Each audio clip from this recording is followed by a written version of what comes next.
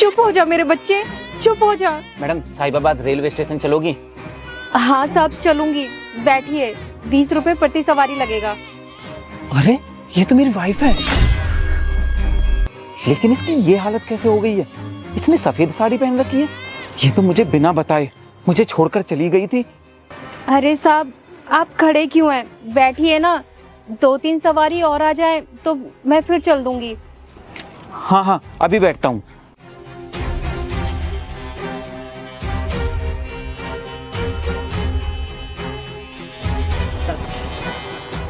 अच्छा सुनिए, मुझे आपसे कुछ पूछना था। हाँ पूछिए साहब, क्या पूछना चाह रहे हैं? आप मुझे कुछ परेशान सी लग रही हैं। क्या बात है, आप परेशान क्यों हो? बताओ मुझे। अरे कुछ नहीं साहब, बस ऐसे ही।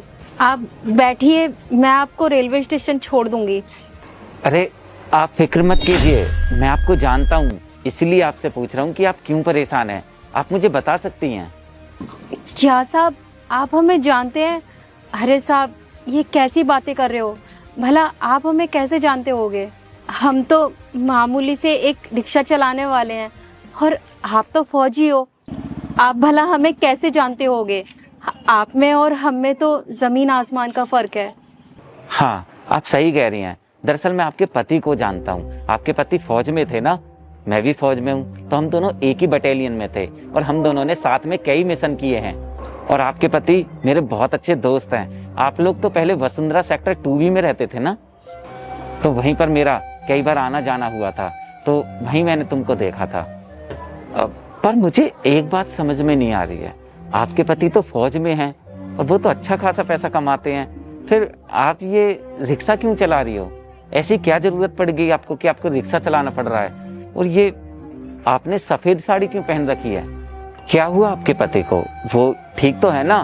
दरअसल मेरी काफी टाइम से उनसे बात नहीं हुई है, पर आपने ये सफेद साड़ी पहन रखी है तो मुझे थोड़ा अजीब सा लग रहा है। बताइए ना क्या हुआ आपके पति को, जो आपने ये सफेद साड़ी पहन रखी है और आप ये रिक्शा भी चला रही हो और आपकी गोद में ये बच्चा भी है, क्या हुआ है?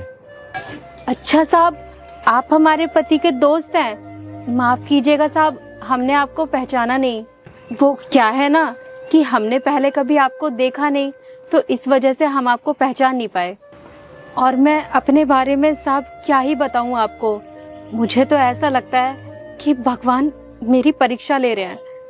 पता नहीं साहब मैंने पिछले जन्म में ऐसे कौन से पाप किए थे जिन पापों की सजा मुझे इस जन्म में मिल रही है। अरे पर हुआ क्या है आपको? आप जरा मुझे विस्तार से बता सकती हो सकता है मैं आपकी कोई मदद ही कर पाऊं।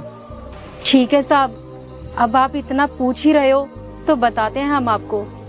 जब तक मेरे पति जिंदा थे वो मेरे साथ ही रहते थे, तब तक जिंदगी बहुत अच्छे से कट रही थी। मेरे सारे शौक मौज बहुत अच्छे से पूरे हो रहे थे और मुझे वो सारी खुशियां मिल रही थी जो एक पत्नी को अपने पति से चाहिए होती है। बहुत खुश थे हम दोनों, बहुत अच्छे से हमारा जीवन कट रहा था। क्या बताऊं साहब, आप तो जानते ही हो कि फौजियों की जिंदगी कितनी मुश्किलों भरी होती है। अपनी जान हथेली पर लेकर घूमते हैं, पल पल दुश्मनों से खतरा लगा रहता है। मेरे पति भी जान जोखिम में करके ड्यूटी कर रहे थे। अचानक से दुश्मनों ने मेरे पति पर हमला कर दिया और मेरे पति देश के लिए शहीद हो गए। क्या आपके पति फौज में शहीद हो गए? ये आपसे किसने बोला? वैसे उनकी डेड बॉडी तो आपके घर पर आई होगी ना? नहीं साहब, उनकी बॉडी घर नहीं आई। आतंकवादी उन्हें मारकर अपने साथ ही ले गए। मैं तो आखिरी टाइम में उनका चेहरा तक नहीं देख पाई। सरकार से बहुत मिन्नतें की कि उनकी बॉडी को ढूंढ दे, पर किसी ने मेरी मदद नहीं की। सिर्फ ये कहकर टालते रहे कि हम कोशिश कर रहे हैं, जल्दी उनकी बॉडी को ढूंढ देंगे।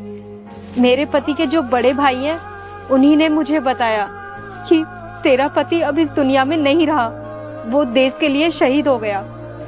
साहब वो कहते हैं ना कि पति के गुजर जाने के बाद पत्नी को 2 रोटी चैन की नहीं मिलती।